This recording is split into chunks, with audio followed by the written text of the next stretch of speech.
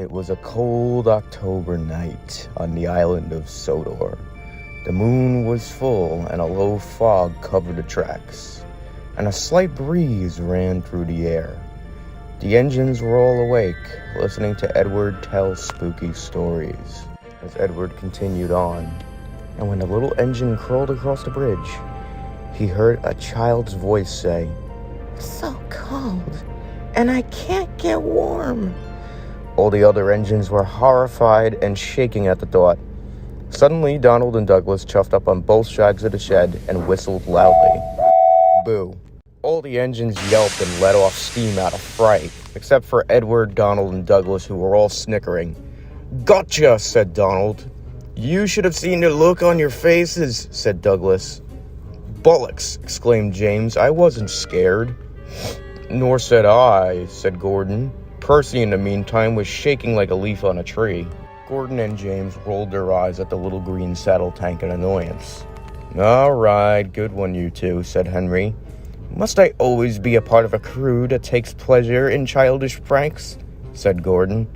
"That's only a story," said Edward. "It paid off big time in the end. Though there are some frightening stories on this island that are really true." "Don't be daft, Edward," said Gordon. "Yeah, stop spreading rumors," said James. "I'm not lying," said Edward. "This island holds many dark tales to a past." Gordon just scoffed. "Besides the fear of being scrapped, I don't know of any supernatural entities, myths, or legends for that matter," said James. "What about Godred?" asked Thomas. "Godred is historical fact. It doesn't count," said Gordon. A bell in the distance was heard as Toby chortled in. "Hello there, chaps. Having a nice evening?" "Just listening to Edward's ghost stories, dear Toby," said Henry. "One nearly made Gordon wet the tracks." "I resent that," said Gordon. "It only made me jump a little." "And I saw you jump a little higher," said Thomas to Gordon. "Oh, the blooming cheek of you, Thomas. There's no need for exaggeration." "Well, I never thought I'd see the day," said Toby, laughing. "Toby," asked Thomas, "you know the island well for a long time. Do you know of any true spooky stories?" "As a matter of fact, I do, dear Thomas," said Toby. "One such happened on my old line many years ago." "Do tell, then, Toby," said Henry. "Well, it's kind of scary. I don't know if I should tell it. Might make you a bit more frightened and you might not sleep through the night." "Just tell the story," said Gordon. "This is a load of bollocks," said James. "Shh," Henry wheezed. "The year was 1903 on my old branch line," started Toby. "I was the only tram on my line at the time. A small town, a small railway, and a short distance between Arlesdale and the main station. It was very quiet and peaceful back then. Everyone all knew each other, and we were all friendly with each other. And we always knew what news traveled around us. However, when something unusual or out of the ordinary happened, it would cause quite a tizzy with the townsfolk. I'll never forget the day I heard a rumor about a half-man, half-moth creature that was spotted flying over the fields. It started on my morning run to the main station.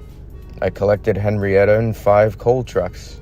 As I made my way to the platform, there was a crowd of people circled around a single man, a local farmer, who was telling a bizarre encounter.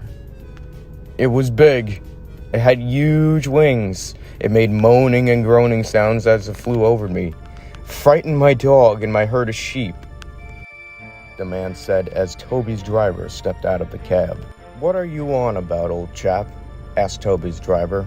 "The Mothman. He's a warning sign of bad omens approaching. If you see him at night, the next day something bad will happen," said the farmer. "Rubbish," said Toby's fireman. "This old goat has gone soft in the head." "Not rubbish," exclaimed the man. "After he flew over my field at night, the next morning I was awakened by my dog barking. There were 3 dead sheep out of my herd of 10. All of them were mauled." "Probably just a pack of wolves," said Toby's fireman. The way they were killed, this was no wolf attack, said the farmer. Needless to say, I was shocked and concerned for both me and Henrietta's safety, especially my passengers. Such an awful, frightening creature lurking about at night. Soon more sightings and encounters occurred, causing distress amongst the townspeople. A lot of night passenger runs were canceled over the fear, but I did have to take one nightly goods train to the shunter's yard.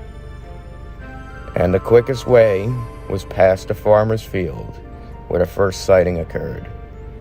Believe me when I say I was hesitant, but as you know, work is work. All the engines were suddenly shaking in the wheels, listening to Toby's story. Even Gordon and James looked down in dread silence at their buffers. Suddenly, a loud growling sound was heard as Bear ran past the yards with a goods train, tooting his horn. All the engines jumped. Toby rang his bell and chuckled. "Evening, Bear. Don't let the stories frighten you fellas," said Bear as he disappeared down the line. All the engines composed themselves. "Anyways, back to my story," said Toby. "I collected my nightly goods that night. That night it was very crisp and cold. Pitch black too. My lantern lit the tracks in front of me. That was the only thing I could see. We were making good time and we were right on schedule. We were passing the farmer's field, the farmer that first saw the first encounter, when suddenly I felt my van start getting heavier and heavier and heavier. We had to slow down to a stop. The brakes had come on. The brakeman walked up to my cab. "What happened?" asked Toby's driver.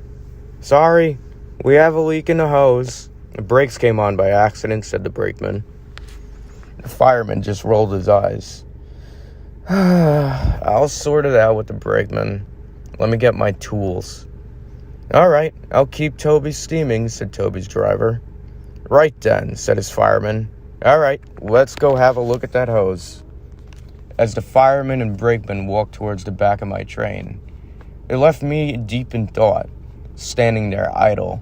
I had to ask my driver a question. "Driver," I asked, "do you believe any of those stories that old farmer was saying?"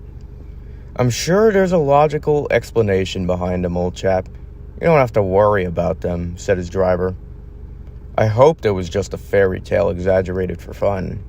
Then again, I was a bit superstitious in my younger days.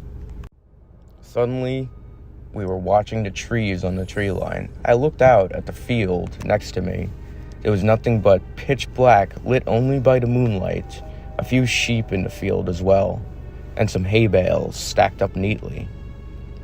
We heard a mysterious whistling noise.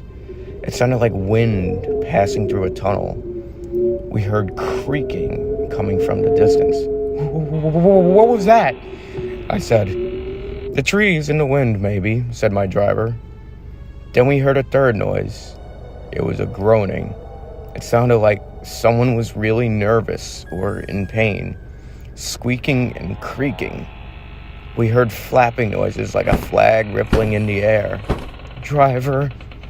I asked, and I was shaking in my pistons. "I don't know, old boy," said my driver, "but I'm sure it's nothing to be afraid of."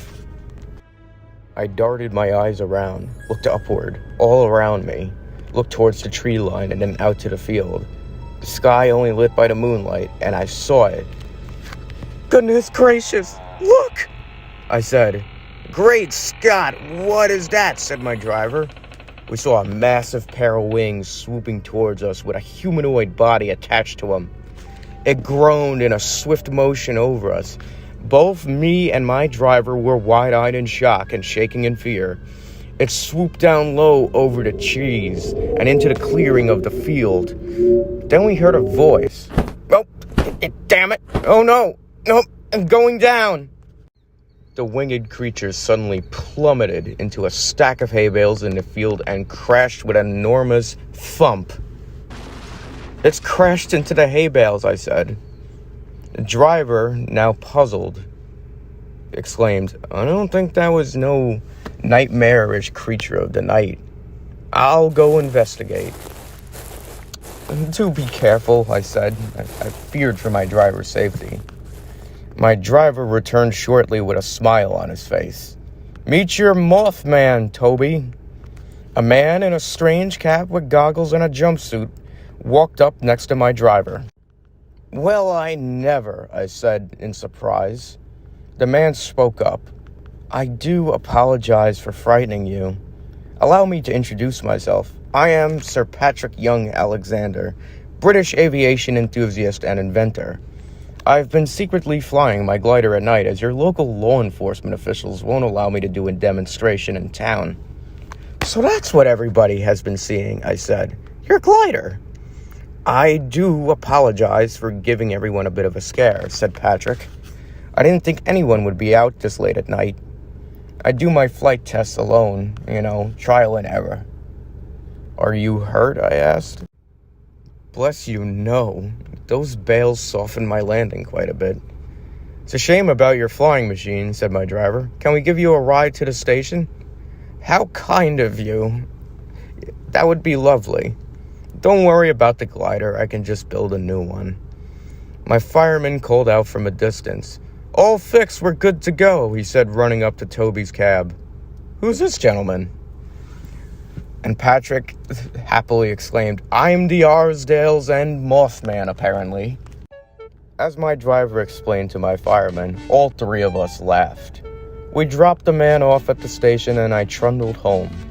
From what we found out, the officials finally gave Mr. Alexander permission to show off his glider in action for a crowd. He also had a small dirigible to demonstrate lighter-than-air flight. He took some passengers for rides before he took his leave back to the mainland. He was quite a quirky and interesting chap, but the man really had a passion for his craft. And that's the end of my story, finished Toby.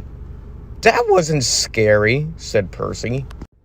"I know," said Toby, "but it's certainly interesting to know how a single man frightened an entire town." "I quite liked the story," said Henry. All the engines were talking and laughed into the night. "Wait, Toby," said Percy. "You said there was a herd of sheep killed from the farmer's encounter, but you never actually explained what happened to them." "Oh, it was probably just a pack of wolves, dear Percy. There's no such thing or creature as a Mothman." As the engines were left deep in thought, no one noticed a large set of wings silhouetted against the moon, with a pair of piercing red eyes as it flew into the clouds and disappeared. No such thing, as a Mothman. You never really know.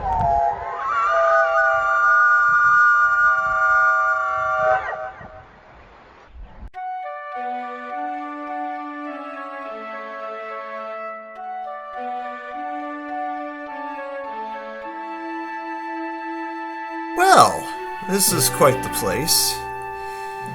How interesting. Oh well, quite the sight to behold. But I'm sure this island hasn't seen what is to come very soon.